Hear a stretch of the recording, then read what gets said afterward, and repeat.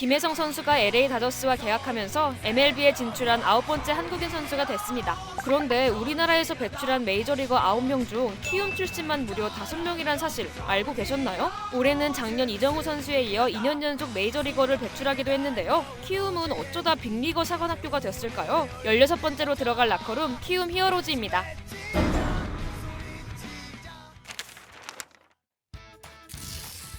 김혜성 선수가 메이저리그 진출을 선언을 했고요. 모든 옵션을 다 행사해서 오랜 기간 계약대로 활약하게 될 경우에는 히어로즈 입장에서는 60억 원이 넘는 이적료를 챙기게 됩니다.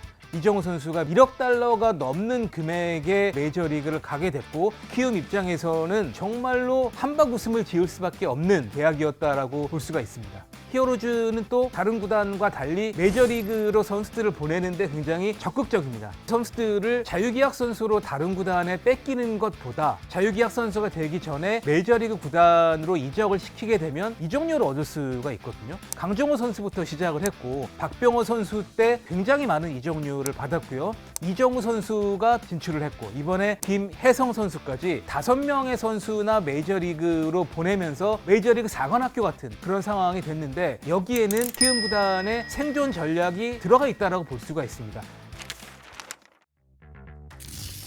히어로즈 구단은 모기업이 없습니다. 다른 9개 야구단과는 많이 다릅니다. 국내 스포츠 최초의 모델이기도 했고요. 구단이 메인 스폰서를 영입을 해서 이른바 네이밍 스폰서를 통해서 돈을 버는 그런 구조를 갖고 있거든요. 처음에는 우리담배와 계약을 맺고 시작을 해서 우리 히어로즈였다가 오랜 기간 넥센 히어로즈였고 지금은 키움 히어로즈가 됐는데 결국은 야구단을 운영할 정도의 규모의 기업은 아니지만 브랜드 가치를 좀 더 높이고 싶은 그런 기업들을 대상으로 해서 마케팅을 펼치는 구단이고요. 모기업이 없기 때문에 재정적으로 취약할 수밖에 없는 그런 단점을 갖고 있습니다. 사실은 키움 히어로즈 구단의 전신은 현대 유니콘스였습니다. 현대 유니콘스는 90년대 중반에 현대 피닉스라고 하는 아마추어 야구단부터 시작을 해서 단기간에 명문 구단이 된 케이스거든요. 2000년대 초반 엄청난 돈을 투입을 하면서 단기간에 명문 구단이 됐고 우승도 많이 했고 그러던 구단이 모기업의 자금난으로 인해서 굉장히 재정적인 어려움을 겪게 됐고요. 이것을 히어로즈 구단이 인수를 하게 됐습니다.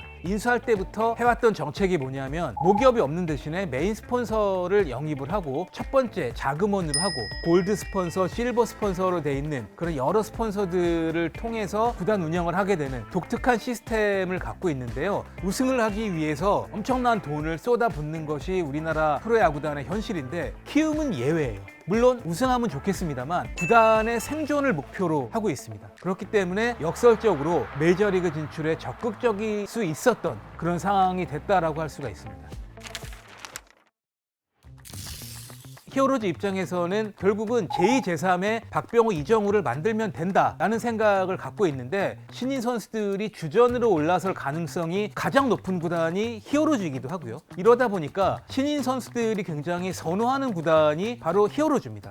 그리고 조금 성적을 올렸을 때 메이저리그 진출을 적극적으로 지원할 수 있는 구단이 히어로즈이다 보니까 키움에 지명이 되었을 때 많은 선수들이 굉장히 좋아하는 경향을 갖고 있다라고 볼 수가 있습니다. 사실 올해도 이런 트레이드 가지고 지금 키움 히어로즈와 관련된 말들이 굉장히 많이 오가고 있잖아요. 일단은 지금 당장 성적을 내고 싶은 구단들에게 팀의 간판급 선수를 주고요. 대신에 다음 시즌에 신인 지명권을 얻는 그런 방식을 선택을 합니다.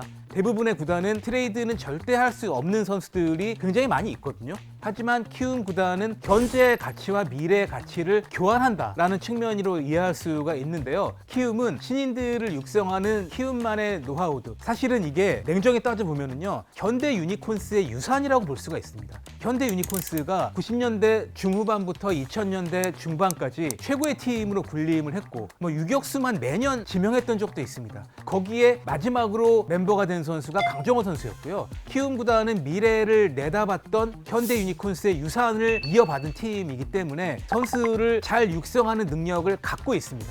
결국은 신인들에게 많은 기회를 주는 정책 플러스 신예들을 잘 육성할 수 있는 능력을 갖췄기 때문에 키움이 오랜 기간 이렇게 생존하고 있다. 이렇게 보면 될 것 같습니다.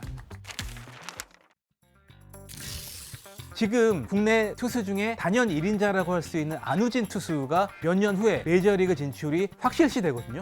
김혜성 선수와는 비교할 수 없을 정도로 많은 금액을 받을 확률이 굉장히 높습니다. 그러다 보니까 히어로즈로서는 또 한 번의 대박을 기대하고 있는 그런 상황이고 제2, 제3의 선수들이 계속해서 나올 것이다 라는 생각을 하게 됩니다. KBO에서도 굉장히 좀 큰 관심을 갖고 지켜보는 대목이기도 한데 히어로즈가 지금까지 오랜 기간 살아남을 수 있었던 것은 영업을 잘했던 측면, 선수를 잘 키웠던 측면이 분명 존재합니다만 플러스 여기에 한 구단이었기 때문에 가능한 부분이고요. 만약에 어느 다른 구단이 히어로즈처럼 모기업 없이 메인 스폰서를 영입을 해서 야구단 운영에 도전한다. 공멸일 확률이 굉장히 높고요.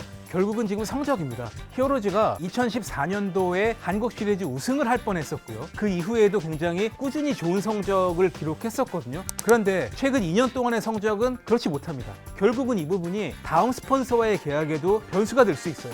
뭐 해외 진출을 많이 시키면서 지금 히어로즈가 구단을 운영하는 데 큰 도움이 됐습니다만 또 이것이 역설적으로 국내 리그에서 성적이 이렇게 계속 나쁘게 된다면 스폰서가 나타나지 않을 수도 있습니다. 이 부분이 양날의 검이기 때문에 히어로즈로서는 올 시즌의 성적이 굉장히 중요하다라고 볼 수가 있습니다. 이정우도 없고 김혜성도 없는 2025 시즌에 히어로즈가 과연 어떤 성적을 올릴 것인지 이 부분은 굉장히 중요한 부분이고 팀의 생존 그리고 KBO 전체에도 굉장히 중요한 변수가 될 수 있다 이렇게 생각이 됩니다.